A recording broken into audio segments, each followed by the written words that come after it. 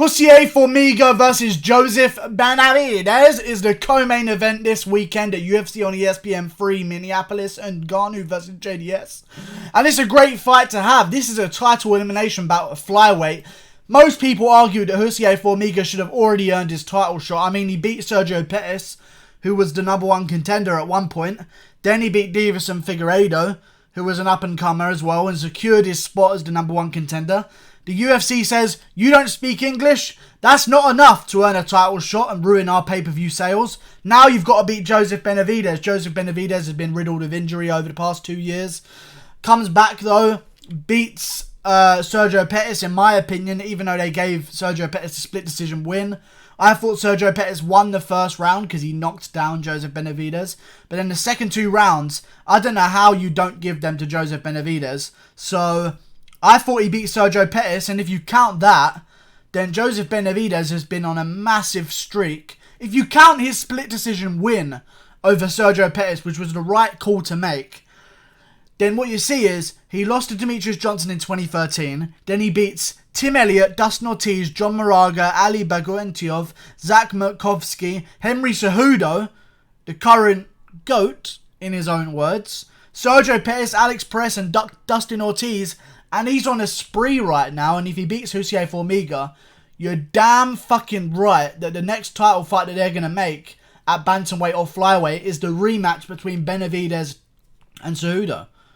That's the next fight. One, it's the most selling name at flyweight right now. Sergio Pettis, I think, would sell quite well if he had more impressive wins, just because he looks the part. He's a brother of the Pettis, you know what I'm saying? Like, he's got the name that carries him forward.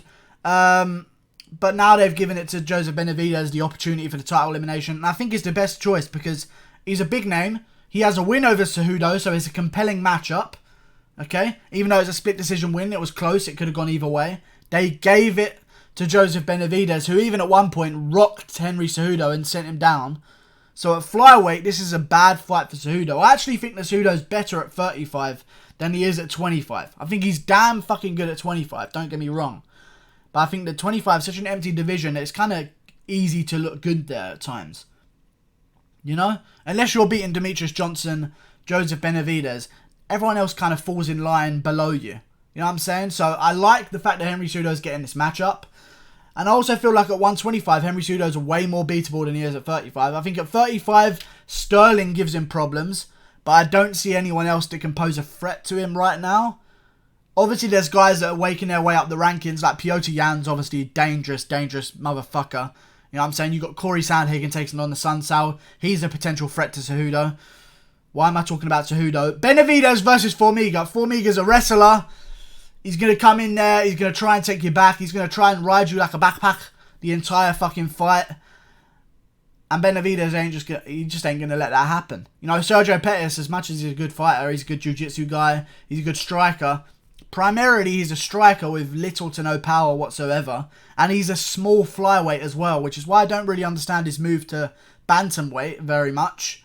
Never understood that. But either way, yeah, I just think that Formiga's looked very good against guys that can't wrestle. Joseph Figueiredo is a striker. He has his hands down, he swings big punches, he tries to knock you out. He's a knockout artist at flyweight. And before he fought Formiga, he was undefeated at 15-0, I believe. And Formiga just dealt with him, took him down, and that's what happened. But Benavidez, if he's coming in here healthy, you ain't going to take down Benavidez. You know, you ain't going to control Benavidez on the ground. Okay, he's a phenomenal wrestler.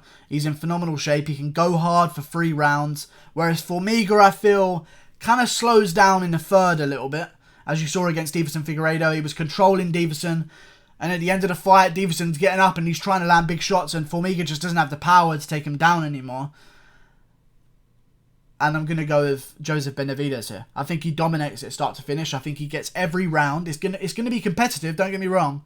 It's going to be back and forth. Strikes will be landed on both parties. But I think that Benavidez is going to come in there.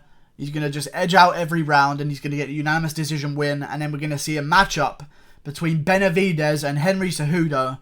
Next, as soon as Henry Cejudo's shoulder's better, get him back in there in the new year or at the end of this year, whenever he feels better. And let's make it fucking happen.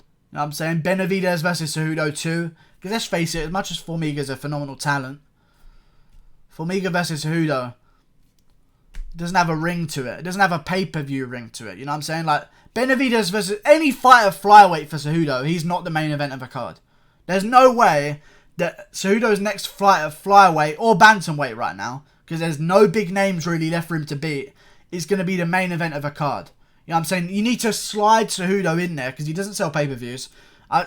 The lower weight classes barely ever sell pay-per-views. Unless it's a TJ, Cruz or Cody Garbrandt matchup. They're not going to sell, they're not going to make you revenue because those three are the money makers at bantamweight. And you've got Garbrandt who has no more chin anymore. Everyone's still looking for his chin at alpha male. They're like, where the fuck is this guy's chin? Disappeared. You know what I'm saying? You've got Cruz who's injured. TJ who slipped and fell on a needle full of EPO apparently. And yeah, all the money makers are out of those divisions.